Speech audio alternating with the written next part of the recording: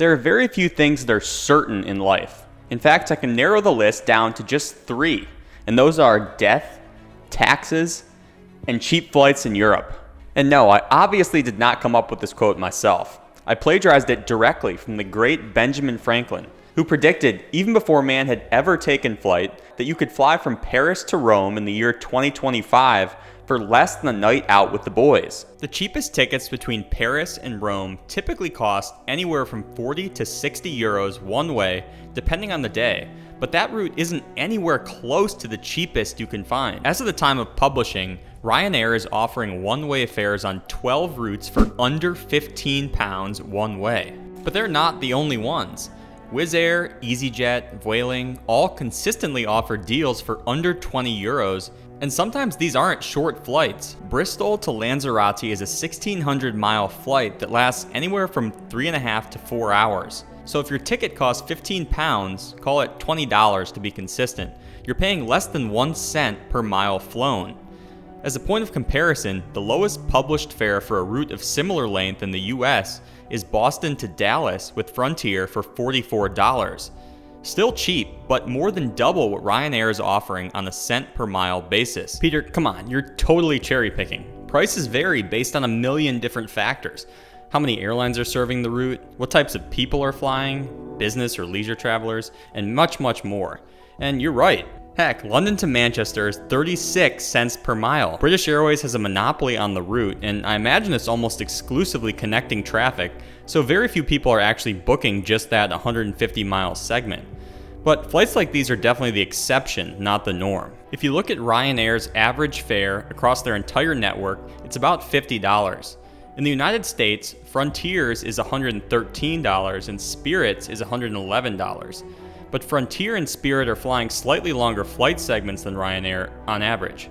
Even if you account for the differences in stage length, you're still paying 60 to 80% more per mile to fly in the United States. And again, this is just for economy, and we're using the low-cost carriers as a benchmark since they're typically only selling economy tickets. Premium cabins are also probably cheaper on average in Europe, but it's really hard to analyze because the full-service carriers don't publish their average fares by cabin. At any rate, let's dig into why it's generally cheaper to fly in Europe. The first and probably most obvious one is the large number of airlines, which is partially driven by the large number of countries located in close proximity to one another. The European Union and United Kingdom together have about 100 passenger airlines, whereas the United States has less than a third of that number. More airlines generally means more competition and lower fares, but the competition wouldn't be possible without Europe's unique regulatory framework. See, unlike other regions in the world, Europe operates as a single civil aviation market. This means that airlines registered in any EU member state can operate flights within the EU without restrictions. Ryanair, who is based in Dublin, Ireland, can and does operate flights between Milan and Naples in Italy. EasyJet, who's based in the UK but has air operator certificates in Austria and Switzerland,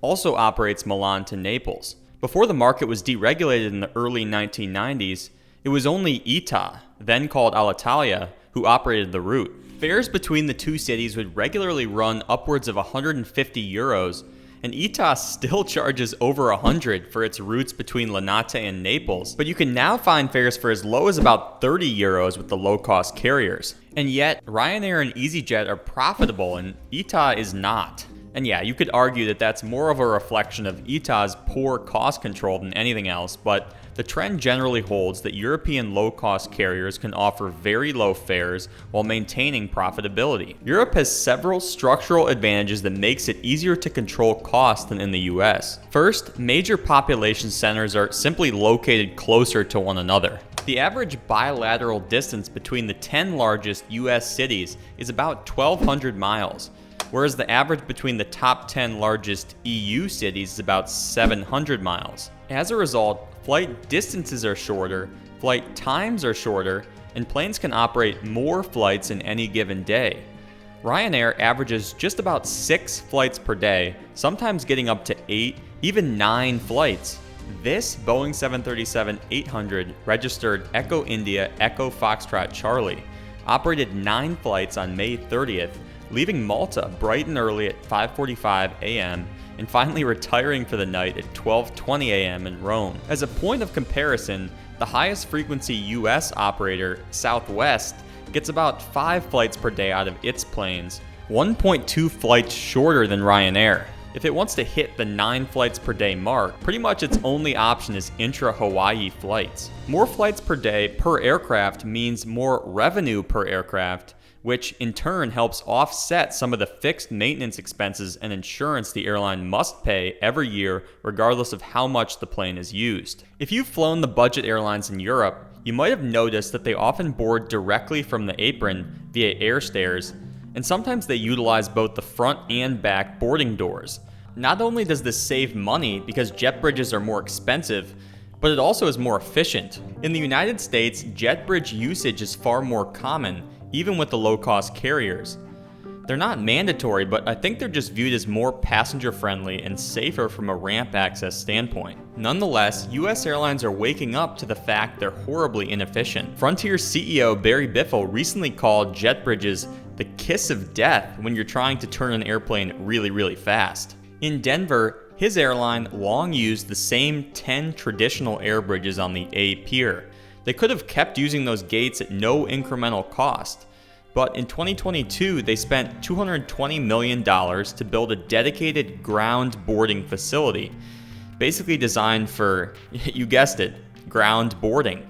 It opened late last year and supposedly can almost double the number of aircraft operations per gate. I invite you to listen to a musical masterpiece that was arranged specifically for this momentous occasion. Have you ever boarded a plane directly from the tarmac? Frontier Airlines is bringing its unique experience to more of its flights. The ultra low-cost carriers got a plan. At Denver Airport, here's where it began. Now, of course, you also have ground boarding at airports that are either too small for jet bridges, like Monterey, California, or at secondary airports in sunny regions like Hollywood, Burbank. But for the most part, we still love our jet bridges here, sometimes at the expense of airline profits. Let's stay on the secondary airport theme because, as it turns out, they're cheaper to fly into and they're a lot more common in Europe. In the US, we love our large hubs, Atlanta, DFW, O'Hare, and even our secondary airports, Dallas Love Field, Chicago Midway, have gotten so big and demand is so high for space that they aren't able to offer that much of a cost advantage to their respective tenants. In Europe, the situation is a bit different. London has 5 airports with commercial service: City, Heathrow, Gatwick, Luton, and Stansted. And 6 if you count Southend. Stansted's landing fees are half that of Heathrow. It's less congested and more operationally reliable. There's a similar theme in Paris, Milan, Rome, Brussels, Warsaw, Venice, and many others. When you add up the savings in landing fees, passenger fees, and parking fees, you're looking at a cost of around 50% less per flight at an EU secondary airport compared to their major counterparts, and somewhat similar savings relative to US majors, at least from what I could find. Now, as an aside, airport fees are pretty complex, and it's almost impossible to compare them on an apples-to-apples basis across regions. To start, the charges often vary based on the size of aircraft and when the flight takes place, in peak season or off-peak season. Some charges are assessed per flight, some charges are assessed per passenger, some charges are assessed per minute that you're occupying a jet bridge or ramp position. Certain airports offer discounts for quieter and/or more fuel-efficient aircraft, like in the UK, while others will assess penalties if you exceed your time allotment at your gate. I'm personally fascinated by this topic because I have no idea how airlines or airports keep track of it all. So if you work in finance at an airline or an airport, definitely hit me up on my website. I legitimately want to know more about how you calculate and track all these costs. But even if you don't work at an airport or an airline, I'd still love to hear from you. All you have to do is head on over to my website and fill out the form, and I'll try my best to get in touch, especially if I'm headed to your city or country. And we're reviving the gift card drawing for June, so if I do hear from you, you'll be entered to win a $50 gift card to an airline of your choice. And guys, let me tell you, your odds are pretty good here. I'm only getting about a dozen responses per month. You do the math. But if you've made it this far, thanks again for watching, and let's get back to the video. And yes, secondary airports like Stansted do tend to be farther away from the city center, but they also tend to offer better transportation options than their US counterparts. Plus, not to generalize, but Europeans seem a bit more willing to sacrifice convenience for affordability. That brings me to another point, which many people fail to mention when comparing the two air markets. Europeans earn less than Americans on average. GDP per capita in the United States is about $89,000, double the EU GDP per capita of $44,000. So there's simply less disposable income to be spent on travel. And when Europeans do travel, they have more options besides just flying.